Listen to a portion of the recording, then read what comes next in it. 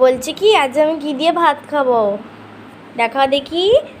এই দেখো, এখানে আছে এই যে চিংড়ি মাছ ঝাল করেছিলাম, আর এই যে ইলিশ মাছ ভাপা বাহ, দিয়ে ভাত খাবে। আর এখানটা দেখো, দেখাও। আমার টিফিন হ্যাঁ, দেখা দেখি। আর এখানে দেখো, এই যে রুটি তরকারি দিয়েছি এখানে।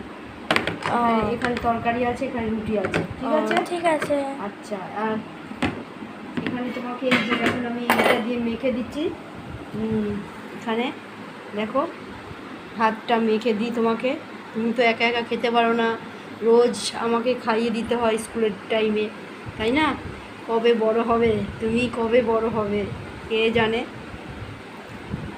স্কুল থেকে আসলে তুমি একা একা খাও, কিন্তু যাওয়ার সময় তুমি একা একা খাও না কেন দিলে।